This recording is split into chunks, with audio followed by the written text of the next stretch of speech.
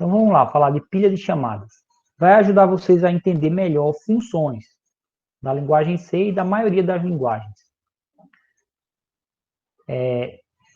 O conteúdo dessa aula são informações sobre como acontece a execução de um programa e o que acontece principalmente quando você chama funções e dentro dessa função chama outra função e assim sucessivamente. Eu quero que vocês entendam melhor o que acontece lá na memória enquanto você faz isso.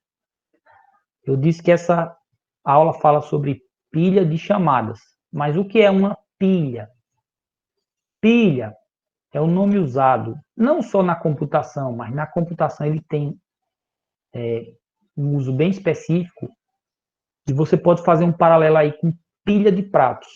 Imagina que você está lavando uma pilha de pratos desse tamanho.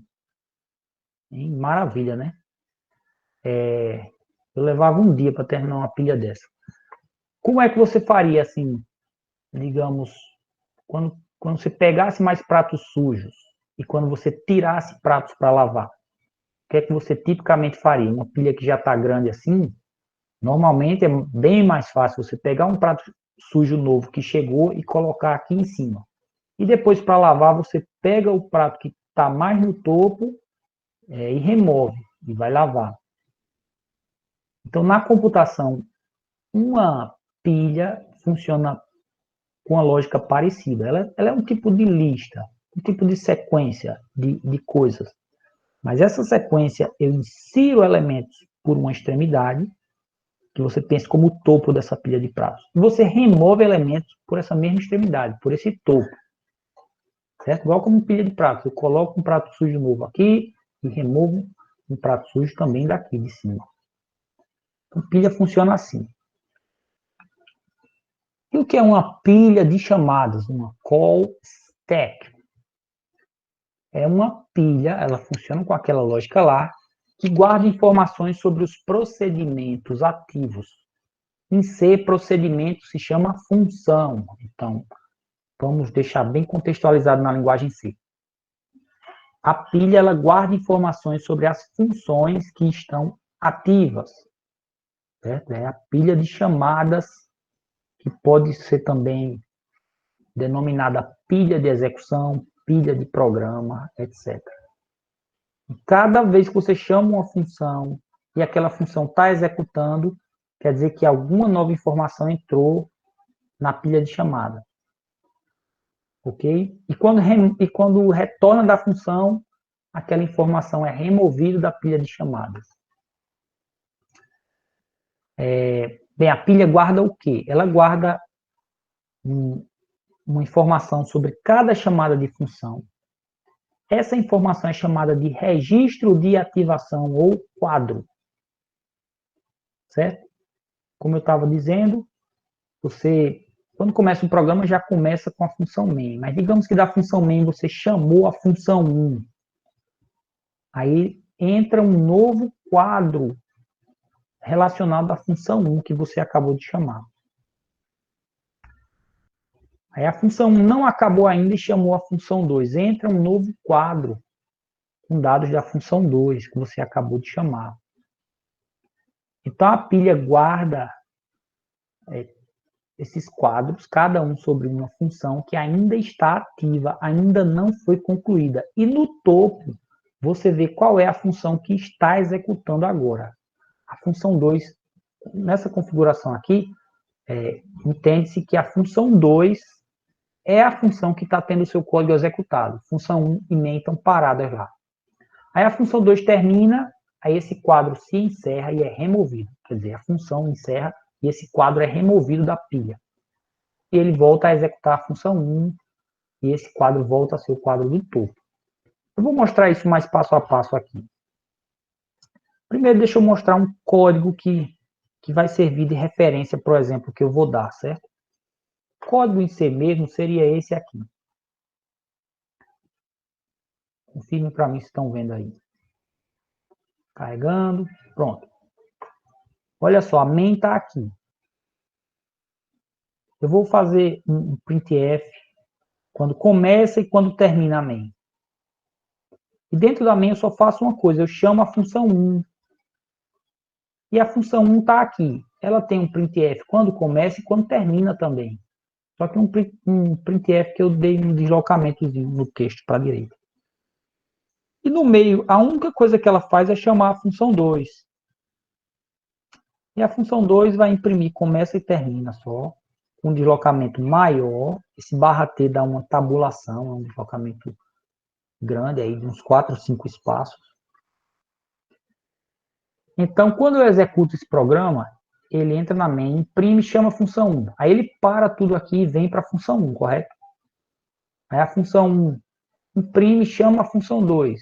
Aí ele para tudo aqui e vem para a função 2. Não é assim? Eu espero que vocês já entendam essa lógica de chamada de função. Aí ele executa a função 2. Quando terminar, ele volta para a função 1, nesse ponto aqui, na linha 11. Aí, na verdade, ele vai voltar da linha 11, vai pular para 12 logo, executa isso, aí termina a função 1. Então, ele vai retornar para onde? Para main. Ele estava na linha 17, então ele vai retornar na linha seguinte, na 18, e vai fazer esse printf.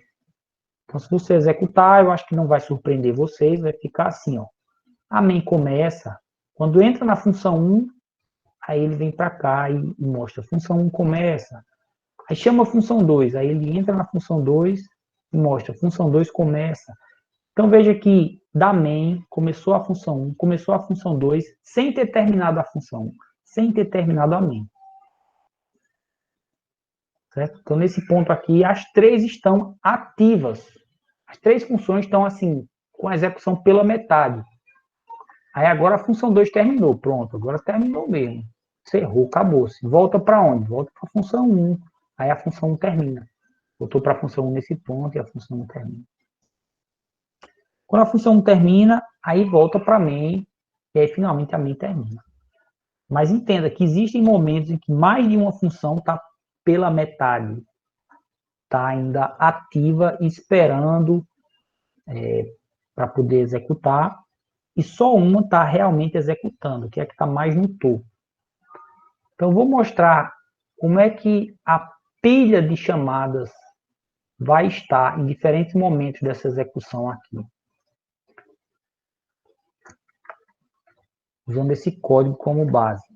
Você começa o programa, automaticamente já é empilhado o quadro de execução da função main.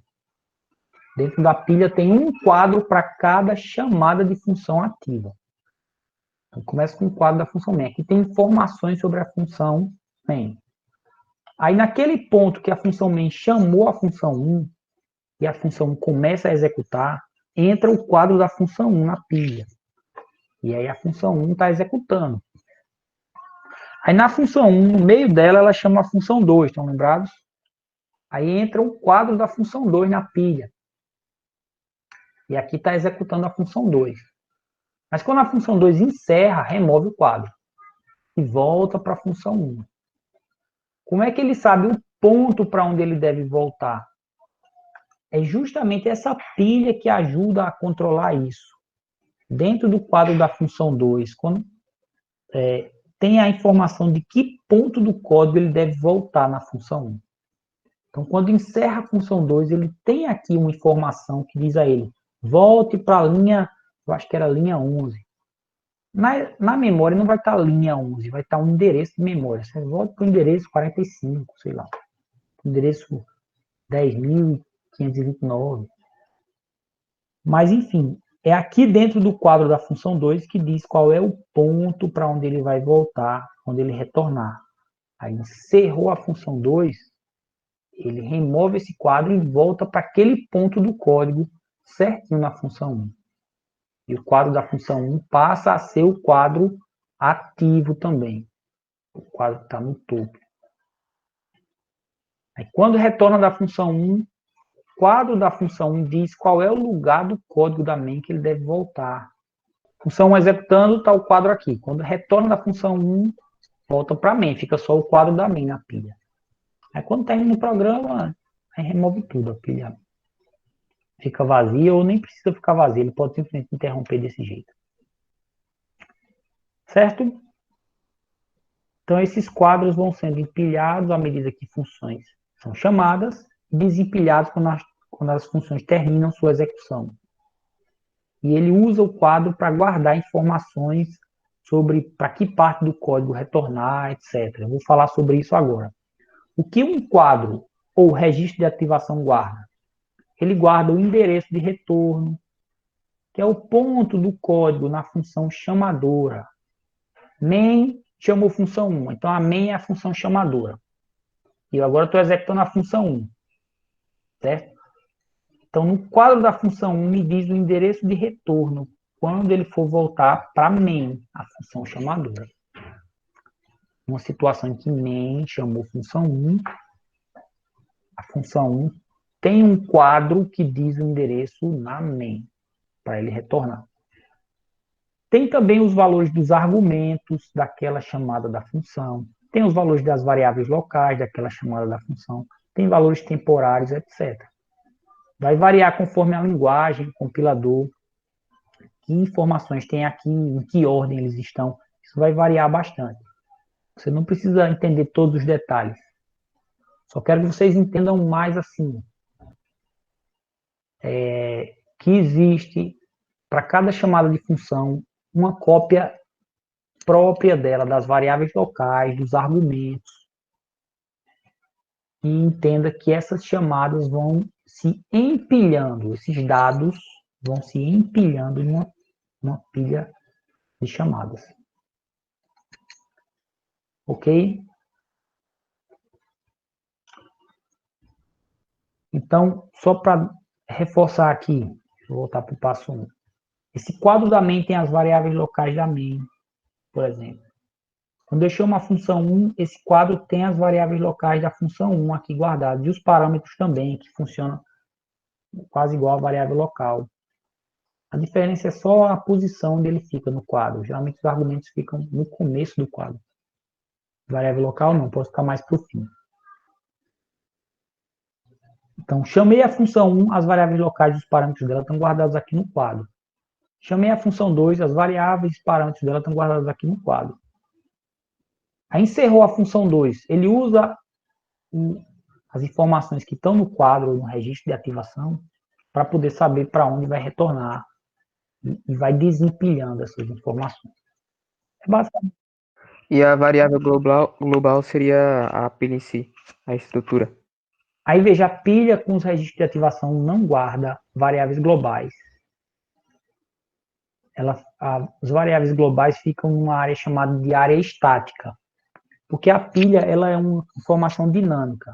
Então, por exemplo, em que posição de memória estão as variáveis locais da função 1? Não sei, depende do ponto onde ela for chamada. Se ela for chamada a partir da main, vai estar numa região lá da memória. Se ela for chamada durante a execução da função 2, aí a pilha já vai estar maior. Então as variáveis locais da função 1 já estão em uma posição um pouco diferente.